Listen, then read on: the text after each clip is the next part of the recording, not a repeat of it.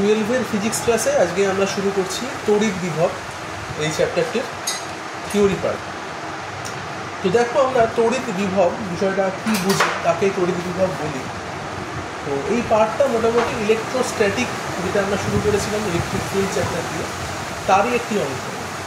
তো ইলেকট্রোস্ট্যাটিক বলতে আমরা যেটা বুঝেছিলাম যে সেখানে ইলেকট্রন স্থির অবস্থায় থাকবে এবং তার জন্য ইলেকট্রনের যা যা ধর্ম আমরা দেখতে পাবো সেগুলো ইলেকট্রোস্ট্যাটিক এই চ্যাপ্টারগুলোর মধ্যে পড়ানো হবে। তার মধ্যে তড়িৎ চ্যাপ্টারে তোমরা দেখতে পেয়েছো যেটা, যে যখন ইলেকট্রন স্থির অবস্থায় থাকে তখন কী হয় না, চারিদিকে একটা তড়িৎ বলরেখা সৃষ্টি হয় এবং সেই তড়িৎ বলরেখার মধ্যে অন্য কোনো আধান যখন আসে তখন সেই আধানটি যে ইলেকট্রন বা যে চার্জের জন্য বা কোনো প্রোটনও হতে পারে, যে চার্জের জন্য তোমার ওই তড়িৎ বলরেখাগুলি তৈরি হয়েছিল, তো সেই চার্জের সঙ্গে আকর্ষণ বা বিকর্ষণ বল অনুভব করে।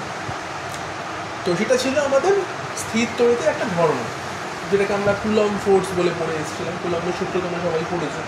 কুলম্বের সূত্রে জানো কী হয় না, দুটো আধান যখন একে অন্যের সঙ্গে একটা দূরত্বের সেপারেশন থাকে তখন তাদের মধ্যে একটা ফোর্স কাজ করে। সমান আধান থাকলে কী হবে না, বিকর্ষণ বল কাজ করবে, আর বিপরীত আধান যখন থাকবে তখন আকর্ষণ বল কাজ করবে। এটা আমরা আগের চ্যাপ্টারে পড়ে এসেছি।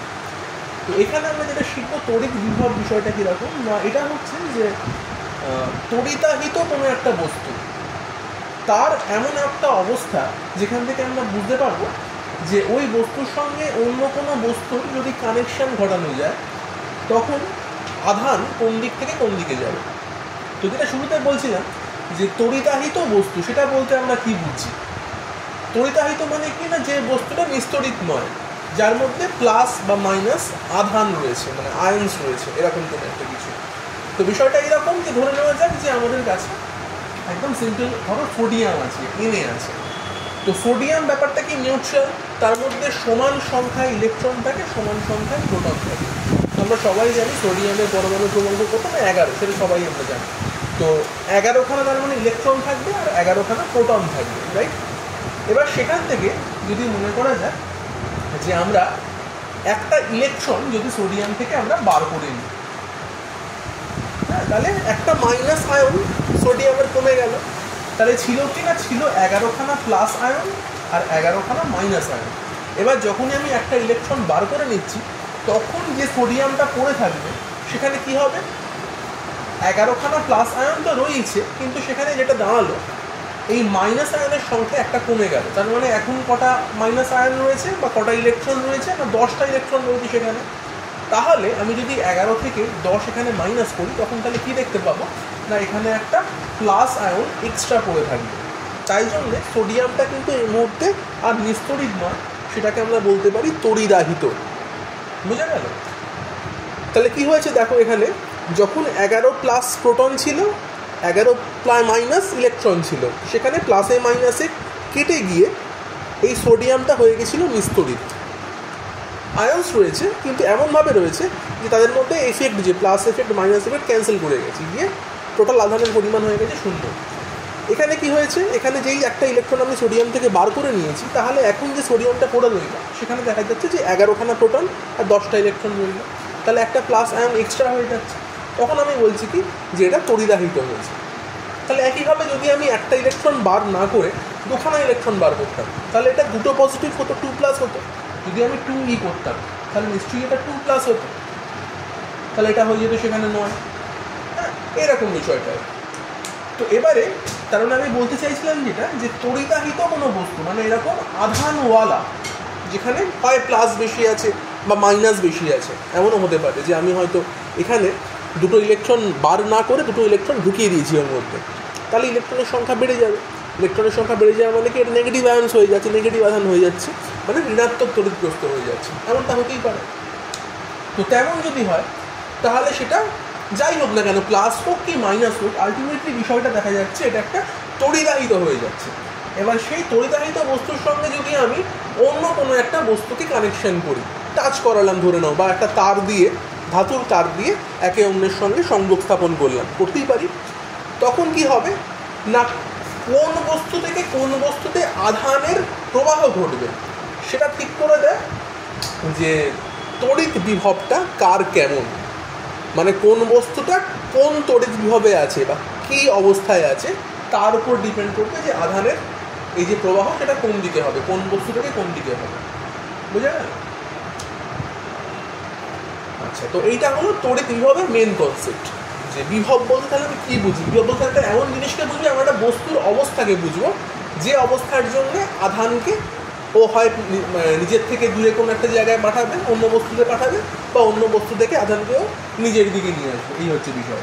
তো তারপরে আমরা আরও যখন ডিটেলে করবো, আরও ভালো করে বোঝার চেষ্টা করবো যে কোন কোন ক্ষেত্রে বিষয়গুলো হচ্ছে, মানে নেগেটিভ বিভব বা পজিটিভ বিভব কী জিনিস, সেটা আমরা আস্তে আস্তে আসছি।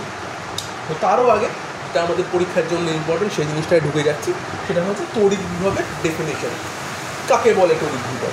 সংজ্ঞায় দেখো বলা হচ্ছে যে অসীম দূরত্ব থেকে একটি একক ধনাত্মক আধানকে তড়িৎ ক্ষেত্রের কোনো বিন্দুতে আনতে যে পরিমাণ কার্য করা হয় তাকে আমরা বলছি যে ওই তড়িৎ ক্ষেত্রের ওই বিন্দুতে তড়িৎ বিভব। ওকে, তো কীরকম বিষয়টা? তো প্রথমে বলা হচ্ছে কিনা অসীম দূরত্ব থেকে একটা +1 আধানকে আমাকে তড়িৎ ক্ষেত্রে আনতে হবে। তো তার জন্য আমাদের একটা তড়িৎ ক্ষেত্র লাগবে। তো তড়িৎ ক্ষেত্র আমরা কীভাবে তৈরি করছি? ধরে নেওয়া যাক আমার কাছে একটা +1 আধান আছে। তো সেই +1 আধানটার জন্য চারিদিকে একটা তড়িৎ ক্ষেত্র তৈরি হয়েছে, এটাকে আমরা তড়িৎ বড়রেখা বলি। এগুলো আমরা তড়িৎ বড়রেখা ছবিতে যাচ্ছি। তো এগুলো তড়িৎ বড়রেখা, সেগুলো আমরা জানি যে শুরু হচ্ছে কোথা থেকে, একটা +1 আধান যখন এখানে দেখেছি, +1 আধান থেকে এটা শুরু হবে আর শেষ হবে কোথায় না অসীম দূরত্বে গিয়ে শেষ হবে। আমরা যখন বড়রেখার ধর্ম পড়েছিলাম আগের চ্যাপ্টারে, সেটা নিশ্চয়ই দেখেছি যে বড়রেখাগুলো একটা প্লাস আধান থেকে শুরু হয়ে অসীম দূরত্বে গিয়ে সেখানে গিয়ে শেষ হয়। তো যাই হোক, তাহলে এই তড়িৎ বড়রেখা চারিদিকে যেহেতু রয়েছে, তাহলে আমি বুঝতে পারছি যে আমার চারিদিকে তাহলে একটা তড়িৎ ক্ষেত্র তৈরি হয়েছে। এবারে কী করছি আমরা না, ধরে নেওয়া যাক যে +1 থেকে একটা অসীম দূরত্ব, এই জায়গাটা ধরো ইনফাইনাইট ডিস্টেন্স আমি ধরে নিচ্ছি, এটা ধরে নেওয়া যায় না যদিও, কারণ ইনফাইনাইট তো কোনো রকমভাবে আমি মেজার করতে পারি না। যাই হোক, তাও বোঝানোর জন্য আমি এখানে ধরে নিচ্ছি যে এই পয়েন্টটা আমার ইনফাইনাইট। তো সেখান থেকে যদি একটা +1 আধানকে আমি এই তড়িৎ ক্ষেত্রের মধ্যে নিয়ে আসি, +1 হতে পারে বা কোনো একটা কিউ আধান হতে পারে, যাই হোক, তো সেই একটা আধানকে আমি এর মধ্যে নিয়ে আসছি। তাহলে সেই নিয়ে আসার জন্য আমাকে যে পরিমাণ কার্য করতে হবে তাকে আমি বলবো তড়িৎ বিভব। তো প্রশ্ন হচ্ছে এখানে যে আমাকে কার্য কেন করতে হবে? তো কার্য কখন করতে হয় না, আমরা যখন মানে ক্লাস 9-5-এ পড়তাম, একদম শুরুর দিকে যখন ফিজিক্স পড়া শুরু করেছিলাম, সেখানে কার্যর সংজ্ঞা কী বলা ছিল না, কার্য মানে W = বল গুণ সরণ, তাই তো? তাহলে আমি যদি কোনো একটা বলের এগেনস্টে কাজ করি বা বলের অভিমুখেও কাজ করতে পারি, সেই বলের অভিমুখে আমি যদি কোনো একটা বস্তুকে মুভমেন্ট করাই, যদি সরণ করার বস্তুটাকে, তখন বলা হয় যে কার্য করা হয়েছে। আমরা একদম ছোটোবেলায় পড়েছিলাম, ধরো একটা ব্লক রয়েছে, সেই ব্লকটাকে আমি F বল প্রয়োগ করলাম, সেটা S দূরত্ব সরে গেল, তাহলে কার্য কত হলো W = Fs। এরকম আমরা ছোটোবেলায় পড়ে গেছি। তো এখানেও বিষয়টা এরকম যে দেখো এখানে কি হবে না, এখানে যেহেতু অলরেডি একটা +1 আধান রয়েছে এবং আরেকটা +1 আধানকে আমি এই দিকে নিয়ে সরে আসানোর চেষ্টা করছিলাম। তো আমরা কি জানি যে দুটো পজিটিভ আধান যখন এখানে রয়েছে বা একই ধরনের আধান যখন রয়েছে, তারা কি হবে না একে অন্যকে বিকর্ষণ করে। আকর্ষণ তো করে না, তোমরা জানো অপোজিট যদি আধান থাকতো তাহলে আকর্ষণ করতো, এখানে একই আধান রয়েছে তাই তারা বিকর্ষণ করবে, তাহলে বিকর্ষণ বল কাজ করছে এখানে একটা। এবারে আমি +1 আধানকে যখন এর কাছাকাছি এর দিকে নিয়ে আসার চেষ্টা করছি, তখন এই +1 আধানটা এই +1 আধানকে বিকর্ষিত করবে। ওকে, তো সেই বিকর্ষণ বলের বিরুদ্ধে কাজ করে ওকে কিন্তু এই ফিল্ডের মধ্যে প্রবেশ করতে হবে, তার ফলে একটা কার্য হবে। এইবারে এখানে একটু গণ্ডগোল ব্যাপারটা এরকম যে আমরা যখন ছোটোবেলায় ক্লাস 9-এ বল গুণ সরণ পড়েছিলাম, সেখানে বলটা কিন্তু কনস্ট্যান্ট ছিল, মানে যতক্ষণ ধরে আমি বস্তুটাকে ধরো সরাচ্ছিলাম ততক্ষণ ধরে আমি একই বল ওর উপরে প্রয়োগ করতাম। এখানে কি সমস্যাটা হচ্ছে, এখানে হচ্ছে এইরকম যে এই +1 আধান আর এই +1 আধান যে দূরত্বে রয়েছে, সেই দূরত্বের সঙ্গে বলের যে সম্পর্কটা সেটা হচ্ছে F = 1/distance²। এটা তোমরা আগের চ্যাপ্টারে পড়েছো, ইলেকট্রিক ফিল্ড চ্যাপ্টারে, যখন আমরা কুলম্বের সূত্র পড়লাম সেখানে দেখেছিলাম কি না, বলটা দূরত্বের সঙ্গে বর্গের ব্যস্তানুপাতিক সম্পর্কে থাকে, মানে যত দূরত্বে দুজন আধান থাকবে তাদের মধ্যে বল তত কম, যত এরা কাছাকাছি আসবে তত বলটা বাড়তে আরম্ভ করবে, এরকমটা দেখিয়েছি আমরা। তার মানে কি জানাচ্ছে না, এরা যখন একে অন্যের থেকে অসীম দূরত্বে ছিল, তাহলে যে বলটা এদের মধ্যে কার্যকরী ছিল, যখন এদের মধ্যে দূরত্ব কমছে তখন কিন্তু বলটা বাড়তে আরম্ভ করবে। তার মানে কী জিনিস হলো না, এই +1+1-এর মধ্যে এই জায়গাতে যে ফোর্সটা কাজ করছে, যখন +1টা এখান থেকে এগিয়ে আমি এরম জায়গায় নিয়ে এলাম, তখন তো দূরত্বটা কমে গেছে, তখন কিন্তু একই পরিমাণ ফোর্স আর কাজ করবে না, তার থেকে কিন্তু বেশি পরিমাণে ফোর্স কাজ করবে। কারণ কি না, দূরত্ব কমে গেছে। দূরত্ব কমে গেলে কী হবে না, বলের মানটা সেখানে বেড়ে যাবে। এবং প্রতিটা ক্ষেত্রে দেখতে পাবো কি না, যত আমরা আস্তে আস্তে এই +1-এর দিকে ওকে নিয়ে আসার চেষ্টা করবো, তত বিভিন্ন যে পয়েন্টগুলো, বিভিন্ন পয়েন্টে আমি যখন ওকে নিয়ে আসছি, তখন প্রত্যেকটা বিন্দুর দেখতে পাচ্ছি কি না আমার এই বলের মানটা আস্তে আস্তে বাড়ছে। এবং সেই বৃদ্ধিপ্রাপ্ত বলের মানের জন্য কিন্তু আমাকে প্রত্যেকটা ক্ষেত্রে ওয়ার্ক ডান, কার্য যেটা সেটা বার করতে হবে। তো সেই জন্য আমরা ডাইরেক্ট এখানে কিন্তু বলের সঙ্গে সরণ গুণ করতে পারি না। মানে হয়তো মনে হচ্ছে আমি বলের সঙ্গে জাস্ট এই কতটা পরিমাণ সরালাম সেটা যদি গুণ করে দিই তাহলে কিন্তু আমরা কার্য পেয়ে যেতে পারি, কিন্তু আলটিমেটলি সেটা আমরা পাবো না। তাই জন্য আমাদের কী করতে হবে, দেখো স্মল ডিস্টেন্সে আস্তে আস্তে আমাদের এই +1টাকে এই +1-এর দিকে মুভমেন্ট করাতে হবে, যার জন্য আমরা কৃতকার্যটা পাবো। আচ্ছা, তো এখানে ধরে নিচ্ছি আমরা যে +1 আধানকে প্রথমে আমরা খুব ছোট্ট একটা দূরত্ব dr, এই dr পরিমাণ দূরত্ব আমরা ওকে সরাবো, এবং আস্তে আস্তে অসীম দূরত্ব থেকে কোনো একটা বিন্দু ধরে নেওয়া যাক যে এই জায়গাটাতে আমি একটা P বিন্দু নাম দিয়ে দিচ্ছি। এই P বিন্দুতে আমরা এই +1 আধানটাকে নিয়ে আসার চেষ্টা করবো, যেখানে এই P বিন্দুটা আমার এই +1 যার জন্য ফিল্ডটা ক্রিয়েট হয়েছিল তার থেকে ধরে নেওয়া যাক যে এটা একটা r দূরত্ব হচ্ছে। আচ্ছা, তাহলে এইখান থেকে এই জায়গায় আনতে, অসীম দূরত্ব থেকে P বিন্দুতে একটা +1 আধানকে আনতে, তাহলে যত পরিমাণ কাজ করতে হবে সেই কাজের মানটা হচ্ছে, আমরা লিখে দেবো এভাবে যে W equal integration force into displacement, এভাবে লিখবো F.dr। আচ্ছা, কেননা কি বললাম না, শুরুতে আমরা ধরে নিচ্ছি dr পরিমাণ দূরত্ব সরাবো এবং আস্তে আস্তে এই dr এইভাবে সরাতে আমরা অসীম থেকে P বিন্দুতে নিয়ে আসবো। তাহলে এখানে একটা ইন্টিগ্রেশন আমরা করছি, কারণ প্রত্যেকটা ক্ষেত্রে dr পরিমাণ দূরত্ব আমরা সরাচ্ছি, সেই কারণে ইন্টিগ্রেশনের লিমিট কত দেবো দেখো, অসীম দূরত্ব থেকে ইন্টিগ্রেশন করছি কত দূরত্ব না r দূরত্ব, এটা ধরে নিয়েছি আমরা r দূরত্ব। তোমরা ইচ্ছা করলে এটাকে এক্সও ধরতে পারো, যা খুশি, যে কোনো একটা ডিস্টেন্স ধরে নিলেই চলবে যে পয়েন্ট অবধি তোমরা +1কে আনতে চাইছো। আচ্ছা, এবার এই ফোর্সের মানটা আমরা এখান থেকে লিখবো যে কত হচ্ছে। তো দেখো এখানে আমরা দুটোই +1 বলে ধরছিলাম, তো দুটো +1 ধরলে ক্যালকুলেশন একটু প্রবলেম হতে পারে, সেই কারণে কী করছি আমরা এই আধানটাকে +1 না নিয়ে এটাকে আমরা কিউ ধরে নিচ্ছি বোঝার সুবিধার জন্য, যে একটা কিউ আধানের জন্য ফিল্ড তৈরি হয়েছিল এবং +1 আধানটাকে আমি এখান থেকে এখানে নিয়ে আসছি। দুটোকে +1 ধরলে কী প্রবলেমটা হতো, তোমরা বুঝতে পারতে না যে আলটিমেটলি কোন আধানটার জন্য আমরা কাজ করলাম, সেটা বোঝা যেত না। তো সেই কারণে আমি +2 ধরে নিচ্ছি এখানে, যার জন্য ফিল্ড ক্রিয়েট হয়েছে, আর এই +1কে আমরা মুভমেন্ট করাচ্ছি। তাহলে এখন ফোর্স মানে কি না, এই +q আর এই +1 এদের মধ্যে ক্রিয়াশীল যে বিকর্ষণ বলটা সেটার মানটা তোকে লিখতে পারি। তাহলে কত আমরা না, F মানে তাহলে হচ্ছে 1/4πε0 q ইন্টু 1 এদের মধ্যে ডিস্টেন্স স্কোয়ার। তাহলে সেই ডিস্টেন্সটা আমরা কত ধরে নিচ্ছি যে এখান থেকে r².dr এরকম হচ্ছে। আচ্ছা, তো এবারে যেটা প্রবলেম হতে পারে তোমাদের সেটা হচ্ছে যে এই আর এই আর কিন্তু সেম নয়, এটা ভেবে নিও না যে এই দুটো সেম, এইটা হচ্ছে ভ্যারিয়েবল। আলটিমেটলি আমি এখানে যেহেতু dr লিখেছিলাম, তাহলে drটা এখানে ভ্যারিয়েবল, আর এই আরটা হচ্ছে অ্যাকচুয়াল পজিশন, তাই জন্য হয়তো দুটোকে আমি আর লিখেছি, দুটো অ্যাকচুয়ালি আর নয়। তো সেক্ষেত্রে তোমরা একটু ভ্যারিয়েবলে চেঞ্জও করে নিতে পারো। যদি ধরে নাও যে এটা dx পরিমাণ আমি শিফট করেছিলাম, তাহলে এটাকে তুমি dxও ভাবতে পারো, আর সেটাকে সেইভাবে তুমি x² করে নিতে পারো। মানে ভ্যারিয়েবলটা এরকম হয়, মানে কি না, আমি ধরে নিলাম যে অসীম দূরত্ব থেকে ওকে dx পরিমাণ সরালাম এবং +q থেকে এই যে পরিমাণ সরিয়েছিলাম সেই পর্যন্ত দূরত্বটা x, সেইভাবে ধরে নেওয়া হয়। কারণ এটা কোনো কনস্ট্যান্ট ভ্যালু না, এটা তুমি যা খুশি নিতে পারো।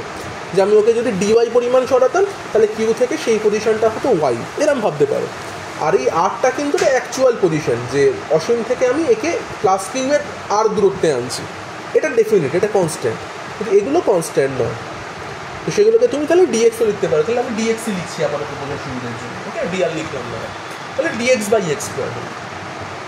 এবারে যদি আমি ইন্টিগ্রেশনটা করি, ইন্টিগ্রেশন করলে তাহলে কী আসবে আমার কাছে, 1/4πε0 বাইরে চলে এলো এবং তার সঙ্গে কিউটাও কনস্ট্যান্ট, কিউও বাইরে চলে আসছে। তাহলে ইন্টিগ্রেশনটা হচ্ছে dx/x²। সেটা করলে আমাদের আসে হচ্ছে -1/x এবং লিমিট দিচ্ছি আমরা আর ইনফিনিটি। লিমিট যদি বসিয়ে দাও তাহলে এখান থেকে আমরা পাবো আলটিমেট -q/4πε0 r। এটা পাবো, লিমিটটা বসাবো, একবার আর বসাবো, ইনফিনিটি বসাবো। ইনফিনিটি বসালে আমরা জানি 1/∞ 0 হয়, আর 1/x এর জায়গায় যদি আর বসাও তাহলে হচ্ছে 1/r। তাহলে আলটিমেট আমরা উত্তরটা পাচ্ছি কত, q/4πε0 r। আচ্ছা, এবার এখানে একটা জিনিস বলার রয়েছে, সেটা হচ্ছে যে দেখো আমরা কিন্তু উত্তরটা পেলাম নেগেটিভে। নেগেটিভে কেন উত্তরটা পেলাম, আমরা যদিও এখানে বিভবের মড ভ্যালু বার করার চেষ্টা করবো। এবার নেগেটিভ পেলাম এই কারণে, যেহেতু আমরা প্রথম থেকেই বলে নিচ্ছিলাম যে আমরা কিন্তু এখানে একটা বিকর্ষণ বলের বিরুদ্ধে কাজ করছি। তো সেই নেগেটিভ চিহ্নটা তার মানে কিন্তু এটা প্রমাণ করছে যে কার্যটা আমরা করলাম সেই কার্যটা কিন্তু এখানে নেগেটিভ ওয়ার্ক ডান।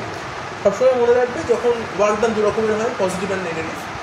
যখন আমরা বিকর্ষণ বলের বিরুদ্ধে কাজ করি, মানে বলের বিরুদ্ধে যখন আমরা কাজ করছি, তখন ওয়ার্ক ডানটা নেগেটিভ হয়, এবং যখন আমরা বলের দিকে কাজ করব তখন ওয়ার্ক ডানটাকে আমরা বলি পজিটিভ ওয়ার্ক ডান। তো এই সাইনটা সেটা সিগনিফাই করছে যে এই কার্যটা নেগেটিভ হলো নাকি পজিটিভ হলো। এখানে +q +1 একে অন্যকে বিকর্ষণ করছে, মানে এই +1কে এদিকে ঠেলে দেওয়ার চেষ্টা করছে, আমরা তার বিরুদ্ধে কাজ করে ওকে এগিয়ে নিয়ে গেছি। তাহলে এই সাইনটা সেটা প্রমাণ করলো যে এটা বলের বিরুদ্ধে কাজ হয়েছে, তাই জন্য ওয়ার্ক ডানটা নেগেটিভ ওয়ার্ক ডান নিচ্ছে। তো যখন আমরা এরপর থেকে অঙ্কে ব্যবহার করবো সবসময় আমরা কিন্তু ডাব্লিউ মড ভ্যালু বার করার চেষ্টা করবো। ওয়ার্ক ডানটা যেটা মড ভ্যালুটা সেটা কত না, সেটাকেই আমরা অ্যাকচুয়ালি বিভব বলছি। এই যে ডাব্লুটা আমরা নিয়েছি এটা অ্যাকচুয়ালি বিভবের মান, কারণ আমরা বিভবের সংজ্ঞায় তাই পড়লাম যে কৃতকার্যটাই অ্যাকচুয়ালি বিভব, এবং তার মান হচ্ছে q/4πε0 r। এই নেগেটিভ সাইনটা তখন আমাদের ব্যবহার করার কোনো প্রয়োজন নেই, এইটা হচ্ছে অ্যাকচুয়াল তার মানে বিভবের মান। এবং অঙ্কের সময়ও আমরা কিন্তু তখন ডাইরেক্ট এই ফর্মুলাই ব্যবহার করব, এবং যে চার্জ থাকবে তার যেমন সাইন থাকবে সেই সাইনটা কিন্তু এখানে আমরা ব্যবহার করব। কারণ আমরা দেখো জানি যে তড়িৎ বিভব বা কার্য যাই বলো না কেন, কার্য হচ্ছে কিন্তু একটা স্কেলার রাশি, এটা ভেক্টর নয়। তো ভেক্টরের যেরকম দিক থাকে, এর তার মানে দিক থাকার কিন্তু কোনো প্রশ্ন নেই। তো সেই কারণে এখানে যদি উত্তরে আমি পজিটিভ কি নেগেটিভ যাই পাই না কেন, সেটা অলওয়েজ সিগনিফাই করবে কি না পজিটিভ ওয়ার্ক ডান হয়েছে নাকি নেগেটিভ ওয়ার্ক ডান হয়েছে, সেটা সিগনিফাই করবে। যাই হোক, তো এই গেল তাহলে তড়িৎ বিভবের রাশিমালা। তো অঙ্ক আমি দু একটা দেখাবো একটু।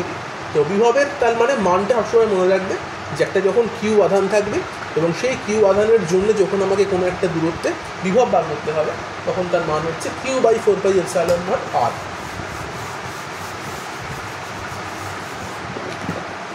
তো একটা পয়েন্ট তাহলে এরপরে লিখে রাখো। পয়েন্টটা হচ্ছে এরকম, একটা স্টার দিয়ে পয়েন্ট দেবো। পয়েন্টটা এরকম যে একটা +q আধান রয়েছে এবং সেই +q আধান থেকে একটা r দূরত্বে একটা পয়েন্ট রয়েছে p। তাহলে p বিন্দুতে বিভবের মান কত না, v ইকুয়াল আমরা লিখতে পারবো 1/4πε0 q/r।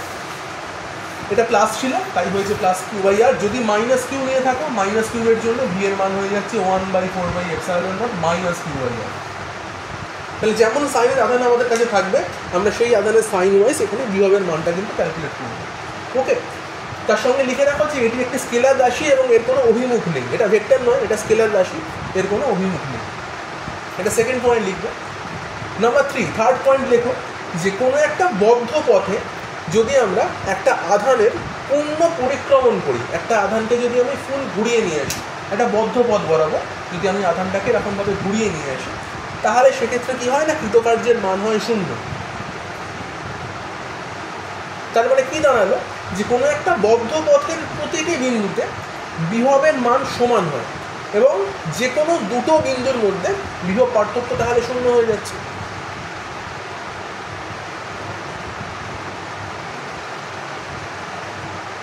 বেশ, লিখেছো তাহলে পয়েন্টটা।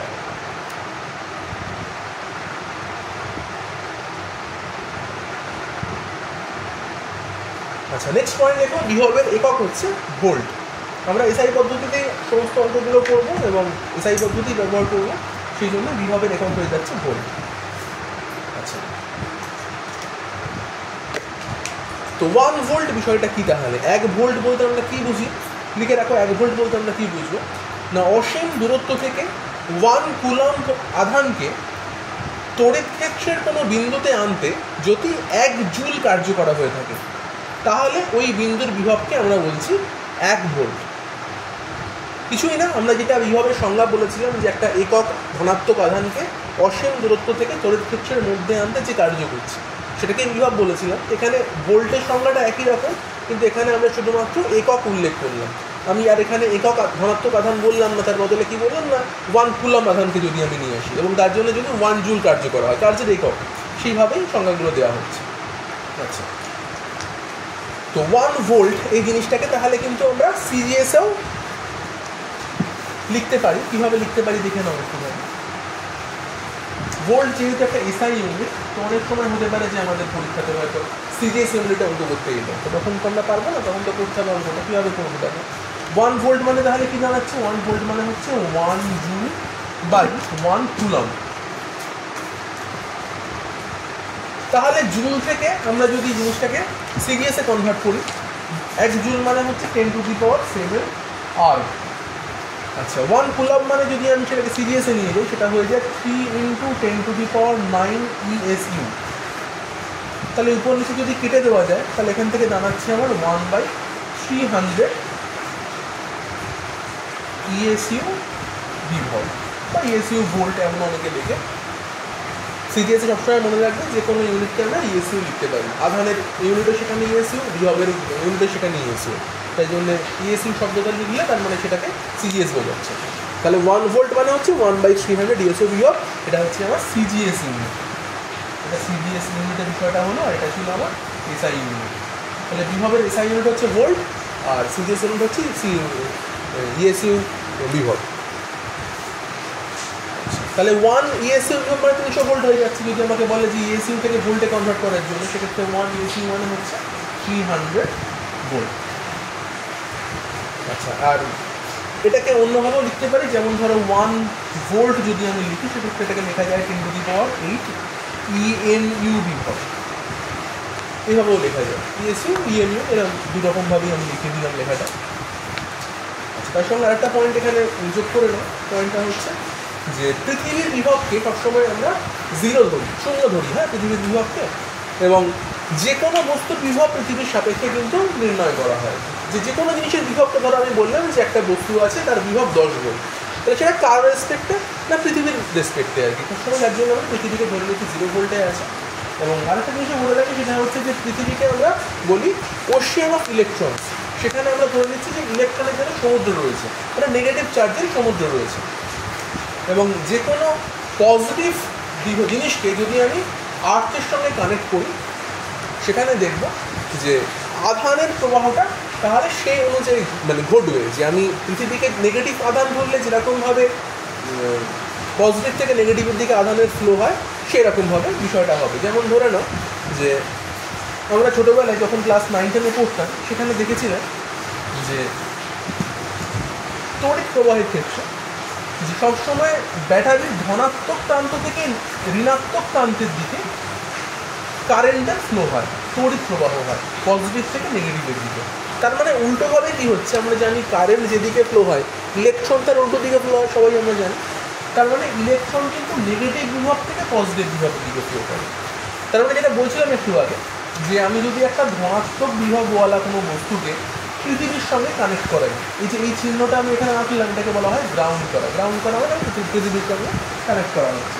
তো যেহেতু পৃথিবীকে আমরা ধরে নিচ্ছি যে এটা একটা ইলেকট্রনের সমুদ্র, তার মানে কী হচ্ছে না ইলেকট্রনের ক্ষেত্রে দাঁড়াচ্ছে যেটা, যে নেগেটিভ বিভব থেকে সেটা পজিটিভ বিভবের দিকে যায়। তার মানে ইলেকট্রন তার মানে কী করবে এখানে না, এই ধনাত্মক যে বস্তুটা আমি নিয়েছি, ধনাত্মক আধানওয়ালা যে বস্তুটা আমরা নিয়েছি, ইলেকট্রন তাহলে এই ধনাত্মকওয়ালা বস্তুর দিকে স্থানান্তরিত হবে এবং বস্তুটাকে নিস্তড়িত করে দেবে। সবসময় মনে রাখবে যে যখনই আমরা কোনো বস্তুকে, সেটা প্লাস আয়ন্স হতে পারে, নেগেটিভ আয়ন্সযুক্ত হতে পারে, আর্থিং যখন করবো, পৃথিবীর সঙ্গে যখন কানেক্ট করবো, জিনিসটা নিস্তড়িত হয়ে যায় আলটিমেটলি। তো সেটা নিস্তড়িত হচ্ছে এই কারণের জন্য যে পৃথিবীর থেকে ইলেকট্রনটা ওই বস্তুর দিকে ট্রান্সফার হবে, গিয়ে জিনিসটাকে নিউট্রাল করে দেবে। আচ্ছা, যাই হোক, নেক্সট পয়েন্ট লিখে রাখো যে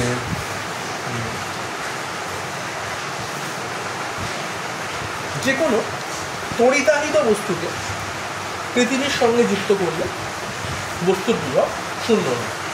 যেটা এক্ষুনি বললাম সেটাই লিখে রাখো।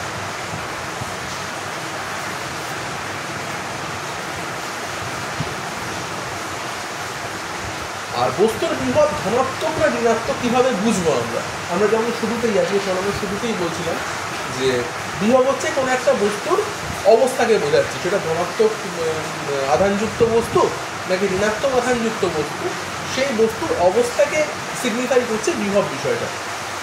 তো পয়েন্ট লিখে রাখো একটা, যে একটি তড়িতাহিত বস্তুর সঙ্গে ভূপৃষ্ঠের তড়িৎ সংযোগ ঘটালে যদি পৃথিবীর থেকে ওই বস্তুতে ইলেকট্রন প্রবাহ হয় তবে বস্তুটির বিভব হচ্ছে ধনাত্মক। যেটা আমরা এই কেসটা দেখালাম।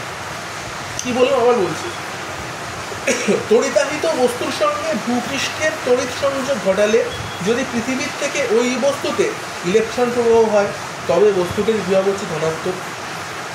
অপরদিকে বস্তু থেকে যদি ভূমিতে ইলেকট্রন যায় তখন হচ্ছে বস্তুর বিভব হচ্ছে ঋণাত্মক। তার মানে যদি এটা নেগেটিভ আয়ন্স থাকতো, এখানে যদি এটা মাইনাস আয়ন্স থাকতো তাহলে কি হতো না উল্টো হতো, না এখান থেকে নেগেটিভ আয়ন্সগুলো পৃথিবীর দিকে চলে যেত, কারণ পৃথিবী হচ্ছে ইলেকট্রনের সমুদ্র, সেই সমুদ্রে ইলেকট্রনগুলো চলে যেত এবং বস্তুটা আলটিমেটলি বিস্ফোরিত হয়ে যেত। তার মানে এটা বোঝা গেল যে যে কোনো ধনাত্মক ঋণাত্মক বস্তু যাই হোক না কেন, যখনই আমি পৃথিবীর সঙ্গে ওকে কানেক্ট করবো ওটা নিঃস্তরিত হয়ে যাবে। তাহলে নিঃস্তরিত করার জন্য সবথেকে বেস্ট ওয়ে হচ্ছে আমাদের কোনো জিনিসকে গ্রাউন্ড করে দেওয়া।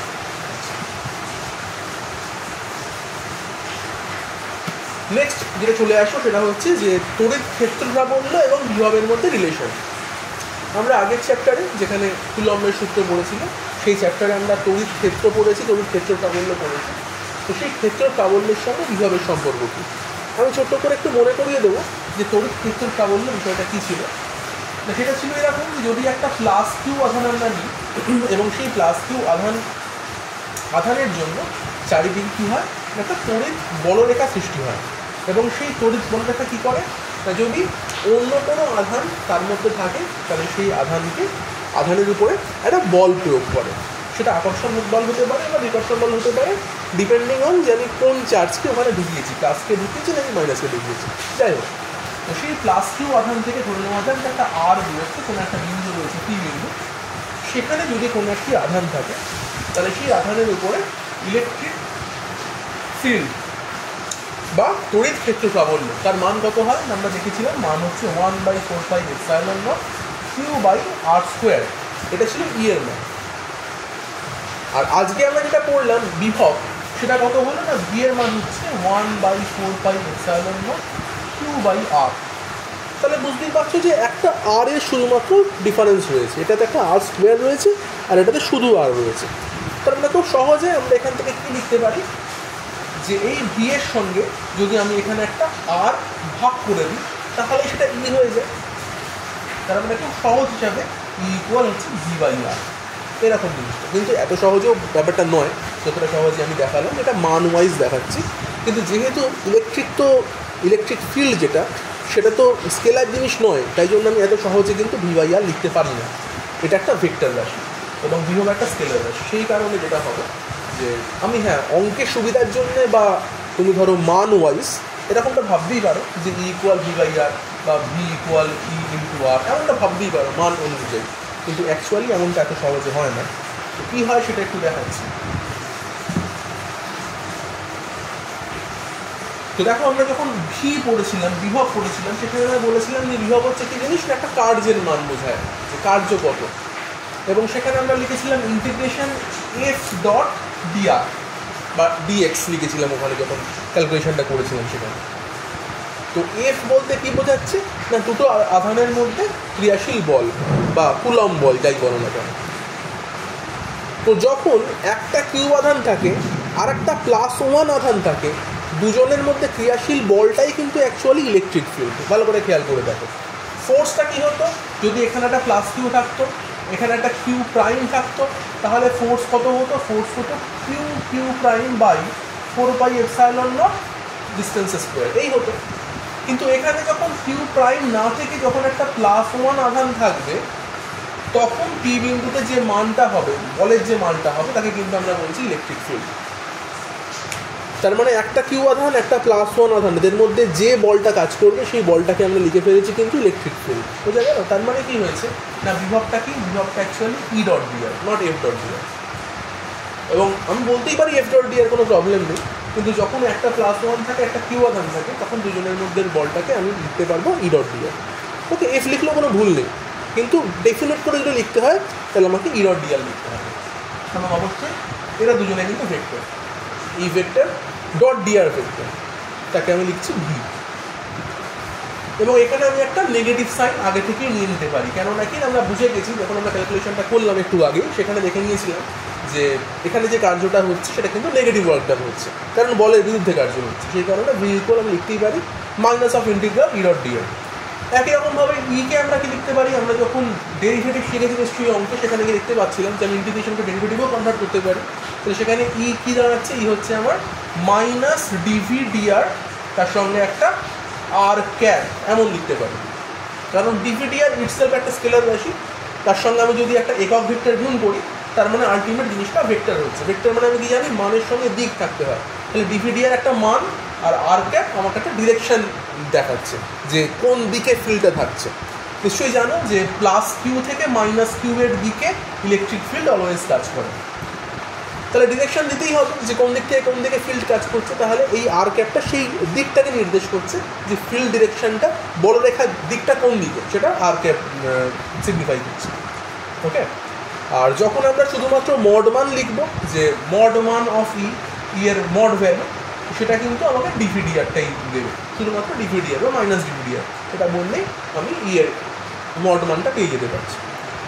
তো যাই হোক, তো এই জিনিসটা আমরা পেলাম, এটা হচ্ছে অ্যাকচুয়ালি ই এর সঙ্গে ভি এর রিলেশন, ইলেকট্রিক ফিল্ডের সঙ্গে ইলেকট্রিক পোটেনশিয়ালের রিলেশনটা এইভাবে বার করা যায়। তার মানে কি, যদি আমি ভি জানা থাকে আমার, তাহলে আমি ডিভিডিআর করতে পারি, করলে ই এর মান পেয়ে যাবো। আর যদি আমার ই জানা থাকে তাহলে আমি ই ডট ডি এর পর ইন্টিগ্রেশন করবো, করলে ভি এর মান পেয়ে যাবো। তাহলে একে অন্যকে এইভাবে বার করতে পারি, ই জানা থাকলে ভি বলতে পারবো, ভি জানা থাকলে ই বার করতে পারবো। যাই হোক, তো এই জিনিসটা আমরা করলাম ফর ওয়ান ডাইমেনশন, এক মাত্রিকের জন্য এইরকম ফর্মুলা আমরা লিখতে পারি। কিন্তু অনেক সময় পরীক্ষায় যেটা আমাদের আসে সেটা হচ্ছে ত্রিমাত্রিক জিনিসের জন্য পরীক্ষাতে আসে, যে ত্রিমাত্রিক বলতে এরকম যে ভিটা কিন্তু ওয়ান ডাইমেনশনাল নয়, মানে এক্স ওয়াই জেড এই তিনটে অ্যাক্সিসে ভি এর মানটা ছড়ানো আছে, তখন কী করে আমরা ই এর মানটা বার করবো সেটা একটু চট করে দেখে নেব, যে থ্রি ডাইমেনশনাল ভি এর ক্ষেত্রে আমরা ই কী করে বার করতে পারি। তো ফর 3D সেখানে ই ভেক্টর ইকুয়াল আমরা লিখতে পারবো minus grad of V. Grad of V, grad মানে কি বোঝাচ্ছে, গ্র্যাড মানে বোঝাচ্ছে হচ্ছে গ্রেডিয়েন্ট অফ ভি। গ্রেডিয়েন্ট বলতে আমরা জিনিসটাকে নতি বুঝি, তাহলে ভি এর নতি মাত্রা এক্স ওয়াই জেড বরাবর সেটা কত, সেটা ই এর মানকে সিগনিফাই করে। তো এখানে গ্র্যাড জিনিসটা আমরা কিন্তু ক্লাস 11-এ মেকানিক্স যে চ্যাপ্টারগুলো আমাদের ছিল, এবং কার্যশক্তি বলেও একটা চ্যাপ্টার ছিল ক্লাস 11-এ, সেখানে অলরেডি আমাদের পড়ানো হয়েছে যে গ্র্যাডিয়েন্ট বিষয়টা কী। তো আরেকবার মনে করিয়ে দেবো যে গ্র্যাডিয়েন্ট এটা একটা স্কেলার অপারেটর, এটা মানে হচ্ছে i cap del del x plus j cap del del y plus k cap del del z, এটাকে আমরা বলছি গ্র্যাডিয়েন্ট। আচ্ছা, আর তার সঙ্গে আমরা এখানে ভিটাকে অপারেট যদি করাই তাহলে সেটা আমাকে ই এর মান দেবে, যে ইলেকট্রিক ফিল্ডের মান কত সেটা আমাকে দেবে। তাহলে মানে গ্র্যাড ভি মানে কি না, i cap del v del x, j cap del v del y, k cap del v del z. এই গ্র্যাড ভি সেটাকে আমি যদি নেগেটিভ নিই তার মানে সেটা হয়ে যাচ্ছে আমার ইলেকট্রিক ফিল্ড। বোঝা গেল বিষয়টা? তাহলে নেগেটিভ গ্র্যাড ভি ইকুয়াল এই জিনিসটা যেটা আমি লিখলাম এখানে। তো এবার ধরে নেওয়া যাক যে আমাকে একটা ভি দেওয়া রয়েছে, সেখান থেকে আমাকে ই এর মান বার করতে হবে। কী করে করবো, আমি একটা উদাহরণ দিয়ে বোঝাচ্ছি যে আমি কী করে ভি দেওয়া থাকলে ই এর মান বার করতে পারবো এখান থেকে।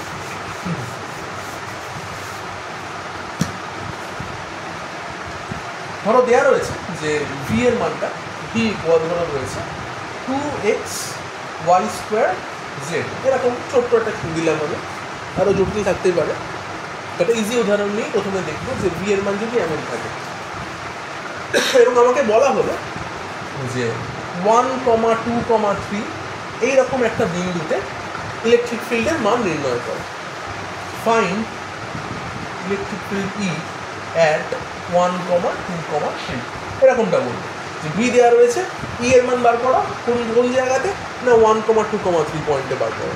তাহলে অঙ্কটা কীভাবে করবো, তো দেখো আমাদের তাহলে সংজ্ঞা আমরা একটু আগেই দেখলাম যে ই ভেক্টর ইকুয়াল কী হয় মাইনাস গ্র্যাড ভি হয়। তো সেটা এখানে বসিয়ে দেবো minus of i cap del del x. V এর মানটা, ভি এর মান কত 2xy² z plus j cap del del y 2xy² z যা আসে সেটাকে আমরা ভি এর জায়গায় বারবার করে বসাবো। K cap del del Z 2xy² Z. Okay, এরকম হলো বিষয়। এবার এগুলো প্রত্যেকটা কী করছি আমরা পার্শিয়াল ডেরিভেটিভ করছি। পার্শিয়াল ডেরিভেটিভের নিয়ম কি জানো, যে ভ্যারিয়েবলটা থাকে সেই ভ্যারিয়েবলটাকে বাদ দিয়ে বাকিগুলোকে আমরা কনস্ট্যান্ট হিসেবে ধরি, মানে যা আছে সেটাই বসিয়ে দেওয়া হবে। দেখো কি লেখা হচ্ছে minus i cap del del x 2xy² Z. তাহলে এখানে একমাত্র ভ্যারিয়েবল এক্স, বাকিটা বার করে নিচ্ছি বাইরে। তাহলে 2y² জেড এটা কিন্তু বাইরে চলে এলো।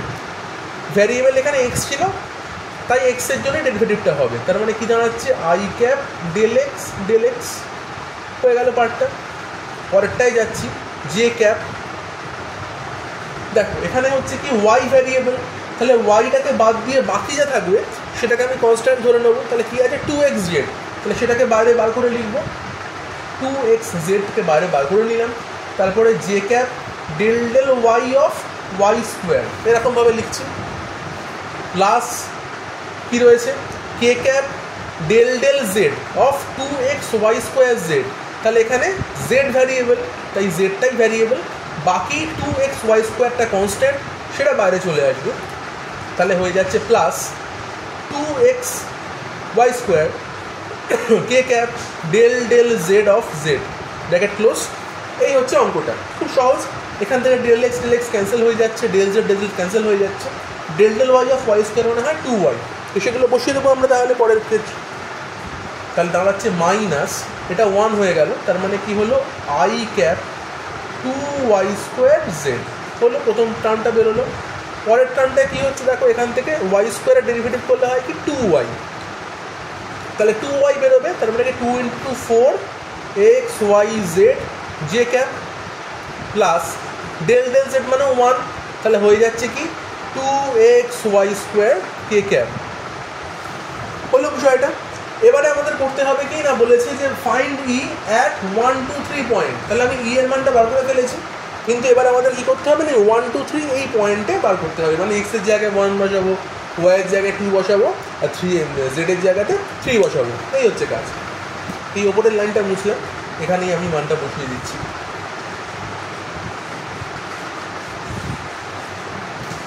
বেশ, তাহলে দেখো এখানে আমি যদি এই মানগুলোর জায়গাতে 1, 2, 3 বসাই, তাহলে ই এর মানটা কত হচ্ছে আলটিমেটলি মাইনাস আই ক্যাপ রয়েছে কি 2y² জেড, তাহলে y2 আর z3, তাহলে হচ্ছে কি 2 × y² মানে 2² মানে 4 × 3 প্লাস 4 এক্সের জায়গায় বসাচ্ছি 1, ওয়াইয়ের জায়গায় বসাচ্ছি 2, জেডের জায়গায় বসাচ্ছি 3, তাহলে into J cap plus 2xy² k cap.